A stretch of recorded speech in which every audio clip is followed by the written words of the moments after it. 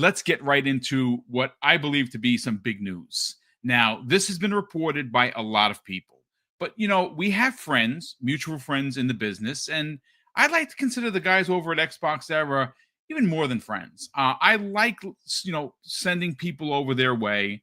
I think that they are, in my opinion, tip of spear when it comes to games journalism. I got a chance to hang out with John and his wife last June. Obviously, Kay and Hargeet, you were there as well. Really lovely people. Care about the business, care about the work that they do. Of course, Special Nick is the inside man, if you will, and a big part of that show. And of course, we love Special Nick, and we got to get him back on at some point when our schedules can actually align. And of course, the one and only great Jesse Norris, who is Mr. Review himself. I mean, no one's better in the business, in my opinion. Well, they did a story, which, of course, I pulled for tonight's show.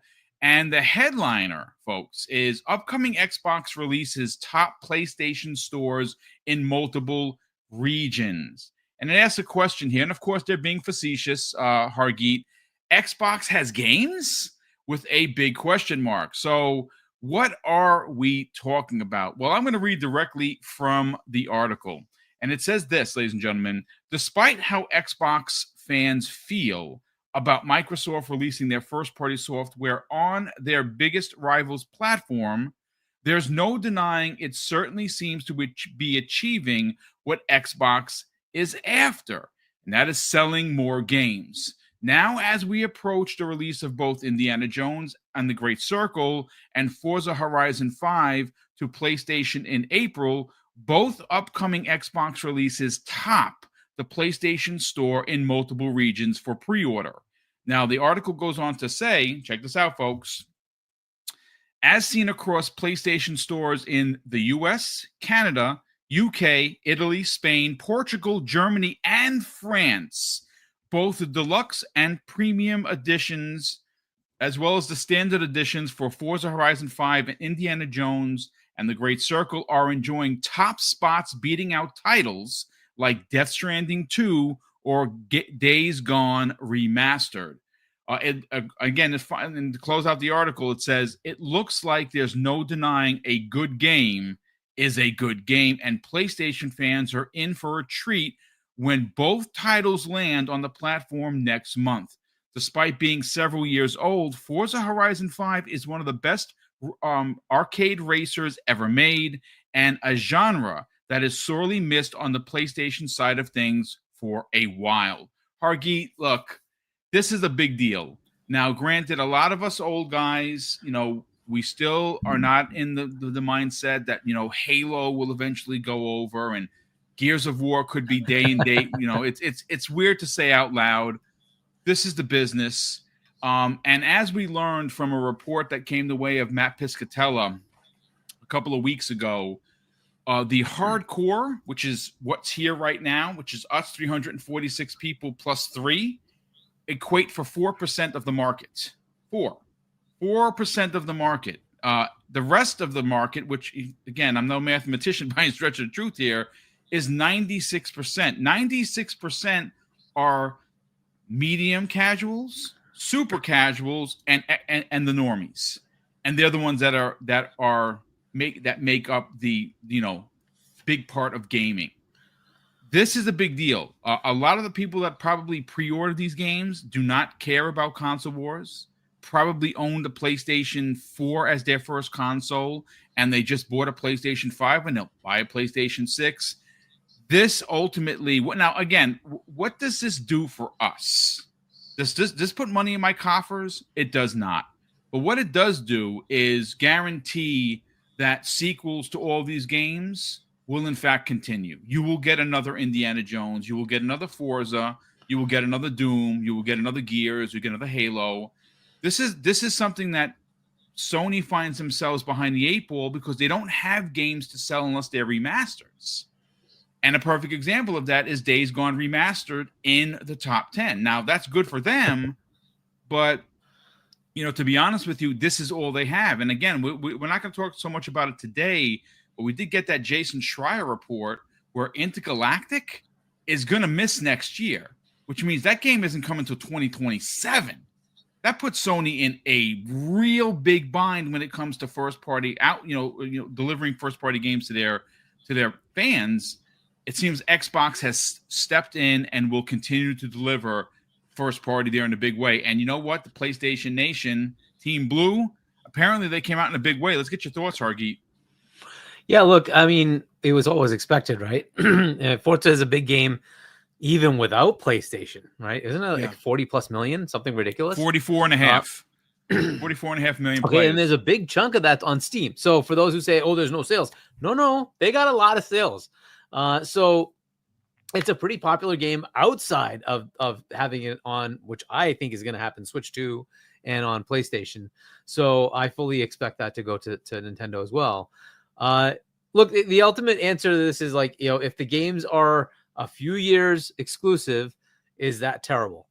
That's kind of Sony's model. Few years, and then they put it on PC, right? So maybe that cuts back. Maybe it gets to the point where it's closer and closer. Eventually, maybe they'll do a day and date. But we will see. We will see, right? But right now, that's kind of what they do. In that world, at least from an Xbox perspective, they have the shield of Game Pass. That gives them a constant amount of revenue. It's a pretty large number of subscribers.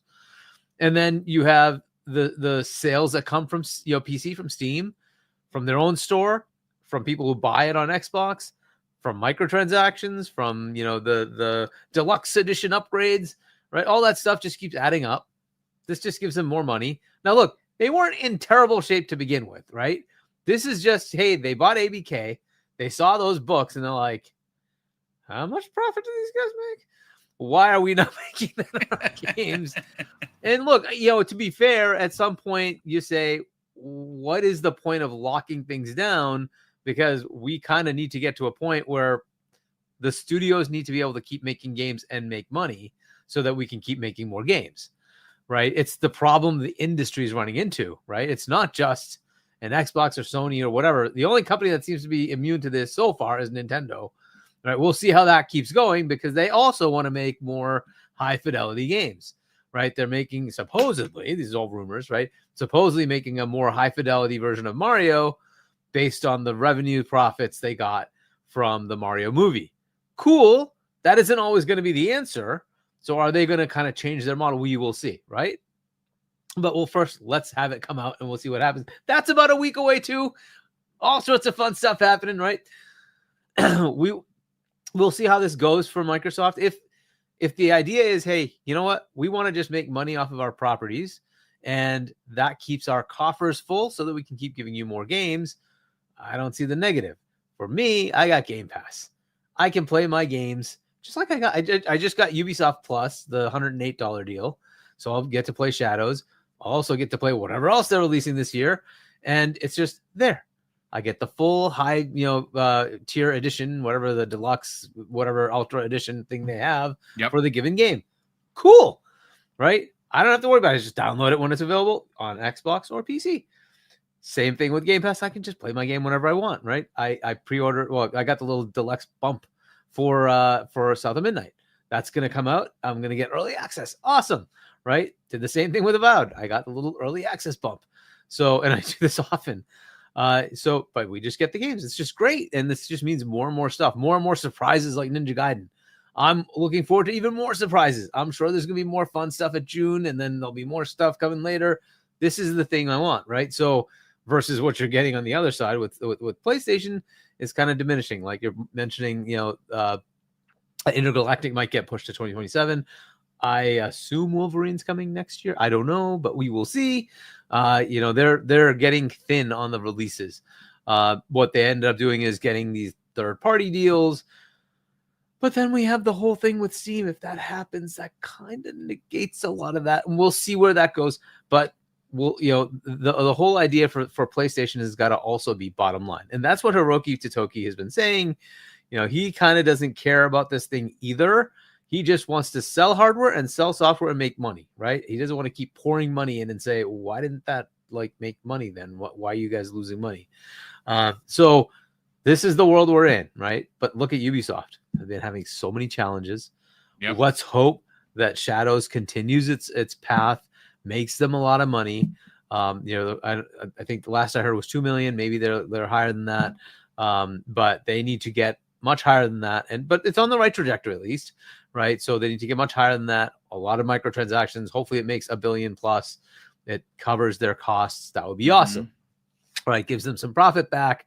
That's what they need, a boost, right? They've had bomb after bomb. Like, they really do need to have something, finally, win and like give them some cash, and hopefully that'll go into the next games and the next games.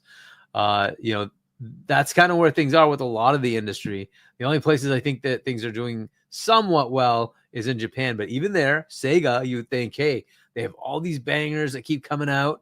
Even they laid off people. It's just the way it is, right? And we just got Crystal Dynamics laid off like a dozen-ish people, right? Something like that, 17, something like that. So, this is just the world. And they have like a game working with Microsoft that should be funded, but they're also working on Tomb Raider. Maybe they couldn't keep the funding going. I don't know, whatever it is with who's the publisher there.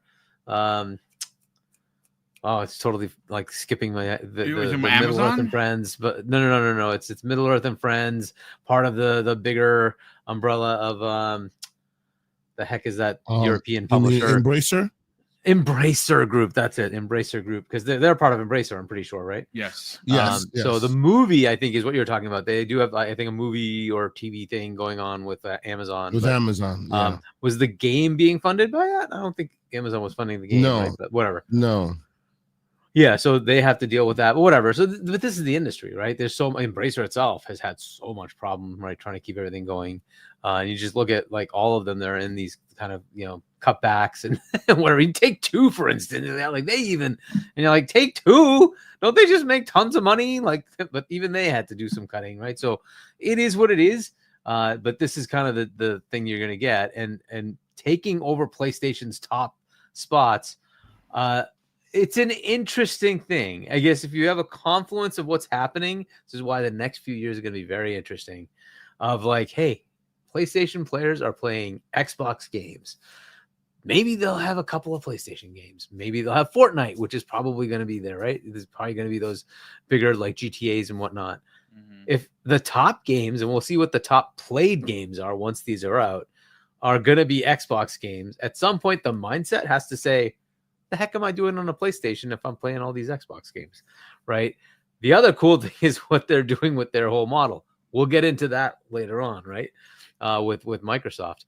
So yeah, this is an interesting time. It just is. It's an interesting time. Platform wise, I don't see Microsoft stopping the platform unless people just don't want to buy it.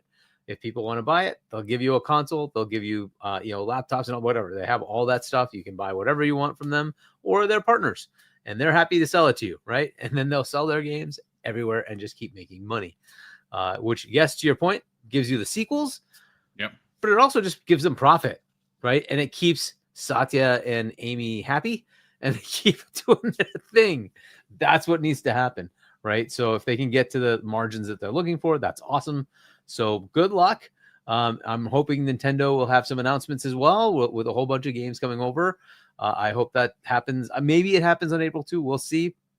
There's another Nintendo Direct coming next week as well, preceding that, right? So is it next week or this week? I think it's next week. I think I actually thought it might have, the rumor was that it was happening tomorrow. Yeah. It's tomorrow. Cool. Yeah. So tomorrow, we'll see what's coming to the Switch. I think that's for Switch. Maybe you'll have Switch 2 stuff, and then we'll have the Switch 2 announced. And I would assume most of that stuff is going to be announced there for what's coming to Switch 2, but we'll see how that goes. Yeah, this is an interesting time. It's really an interesting time, and only Microsoft could pull this off because it's Microsoft, right? It's hard for somebody like Sega to come and do that. And it's like, well, how do I bankroll this? Microsoft doesn't have to worry about this. It's Microsoft. Right? They can deal with it, and they can choose whether they continue or not. But so far, what they're saying is they will give you a console if you buy it, right? So as long as there's a customer base, they'll keep making it, and that's kind of where they are. And hopefully this new model works really well, but we'll see. The future will tell. Kay Asante, let's bring you in and let's talk for a second. One of the things that was said in that Xbox Era article that I find to be not only very thought-provoking, but a brilliant thought and just to begin with. So in this article, they make mention of if people on PlayStation buy these games and they get familiar with Xbox first party, at some point, they're not going to want to spend $76.43 for the regular edition when they could get these games via Game Pass. Now, this audience is the casual market. The casual market moves; their head turns with where money saves them, and we're in an era in the United States specifically where money is becoming even more difficult to put away and to and to have as backup, and to just buy things like groceries, right? They're going to buy Indiana Jones because a lot of them are going to be older like us that know Harrison Ford, are going to want to play an Indiana Jones. They're going to want to buy Doom: The Dark Ages. They're going to want to buy Forza Horizon 5. It's evident right now. Those the 5 spots, ladies and gentlemen, in Sony's top 10 pre-orders are Xbox first party. That's half. That's freaking half. That is a lot. So at some point, Kay, and again, this you can take this conversation wherever you want to go, but at some point, someone that owns a PlayStation is gonna be like, wait a second, what the hell? I can't be buying all these games. What is this Game Pass thing? It's like Netflix, and it's got games like this, and you're gonna see people. Not saying people are going to run and start burning their PlayStation 5s, but you might see some people buy a new Xbox. You might see people go out and actually buy a Series S. We don't know. It's interesting, but Operation Trojan Horse is in full effect, sir. I want to get your thoughts and your theories on it. No, you're not wrong. There is definitely some interesting theories to glean from what they're doing right now. I've always been at the school of thought that people spend too much time, and forgive me for my brethren out there. I know you. I know you see me. I see you. I love you. But I think people in general spend too much time emphasizing and worshiping at the altar of the console number, right?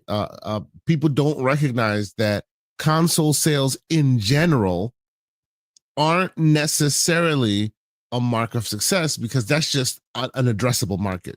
Hey, these are the potential people that could potentially buy my game, because at the end of the day, these are the people that have the console, right? But most people think that is success. No, that's your canvas by which you have the potential to work off of. Now you got to get them to buy your game, right? But the reason why I've always thought this was an interesting conundrum is because in that world, you have to work super hard just to get the blank canvas. Then you can start marketing your game to them, right? And in that world, if we find ourselves in a situation where you no longer need to do that part, you could just start marketing your game willy-nilly all over the place, even on a rival platform. And now you're getting money. You're getting your goal met, which is, selling the game. Why the heck would you not do that? It has always been very clear to me that as technology is maturing, more and more, and we're going to talk about the PlayStation thing soon. I have some very interesting thoughts there as well. It's always been very interesting, clear to me that eventually the word console becomes the noose around the neck of the vendors who make it, because it was a necessary evil. And now it's again a necessary evil, but in a different way. It's this marketing term that must be consistent and must sustain, but the technology behind it no longer makes it valid, right? No longer makes it a quote unquote console. It's just a PC at this point. But at the end of the day, from what I can tell with Microsoft, they are threading that needle very expertly, right? It's not to say that consoles don't matter anymore. No. There are people who will love those consoles. I always say that in our Discord when we have these debates. I'm sure, just like we're talking here, there are many circles where they want to debate you that MP3s have less of a warm sound than those record players do, and they are right. And those debates happen today, aka the 8-track players and the record players are still out there, ladies and gentlemen. They can still buy their wares, right? So if you still want a console, they're going to make sure that however small the pie is, you are satiated. Yeah. Right. But to your point, look at what they're doing. This right here should be you looking in the mirror based on what PlayStation folks are doing as far as the numbers are concerned. This should be you looking in the mirror going, I get it. I get why they're doing this now. Because if they can put their game on the rival players' system, they didn't earn. Because frankly, let's be clear here. This what they're doing to me is super brazen, right? You earn the right to sell to your market by earning that right by bending over backwards and selling all the consoles and making sure that your PR is on point and talk to and listen to Peter Moore talk, right? Like that's the game. And then once you earn that right, then you get the benefit of selling them a console or selling them games, and that's where your money comes in, right? These dudes have not earned the right to sell to the PlayStation faithful because they haven't earned as many PlayStation, as many console ecosystem as PlayStation has. But they walk in the door without permission, and they just start taking money from everybody, and everybody's like, "Yes, please, may I have some more?"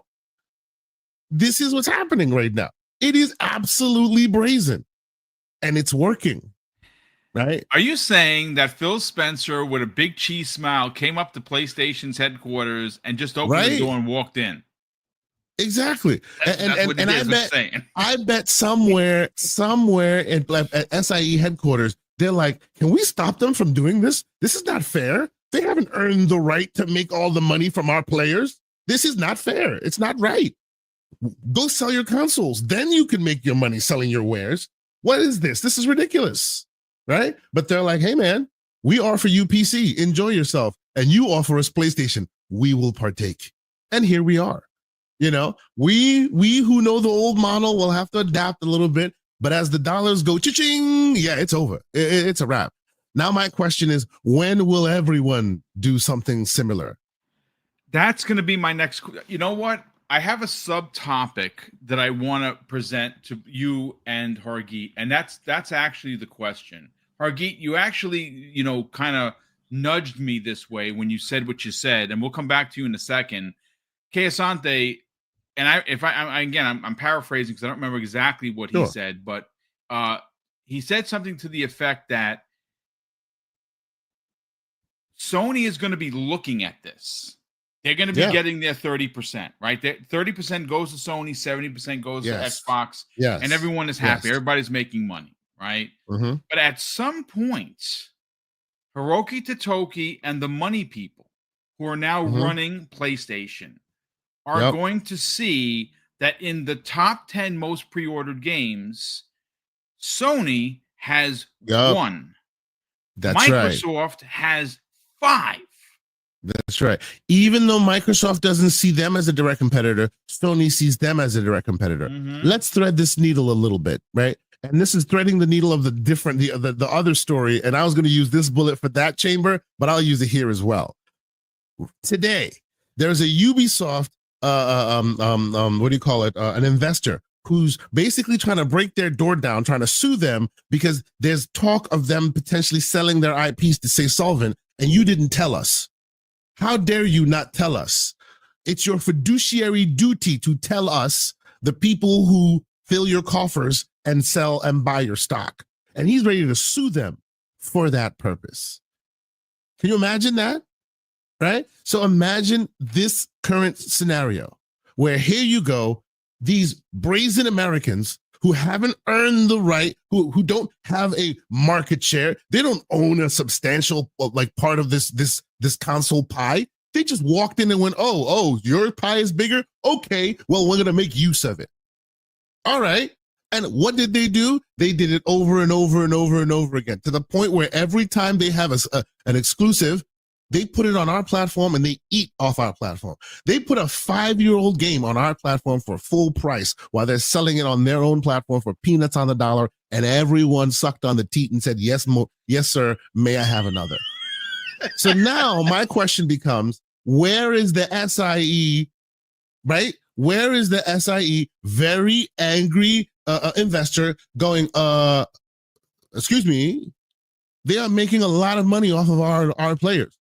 Why and where are you? Explain to me your justification for not making money off of their players. I need to know because I'm an investor. Now, of course, if you're not a publicly traded company like old Gaben, you can tell that person to go pound sand. But that's not where we live. This is SIE, which is a publicly traded company. So if you own enough of their stock, you have every right to ask that question, and they have to show you why it is more advantageous to keep like games off of other platforms than it is to do what their direct competitors doing. I think increasingly that becomes a very difficult case to make. This is why PlayStation, Xbox is where they are now. Spencer lost the case. He couldn't make it anymore. I think Totoki's soon following. That's what I think. Yeah, and the question is, how soon? I mean, Sony, listen, they do walk to their own drum, right? They are very traditional Hargeet, but I think there is a question to be asked here, and I don't think it's console warring. I think it's actually being fair. At what point does Hiroki be like, you know something? Look what they're doing. Look what we have. Because look, I want this to be clear.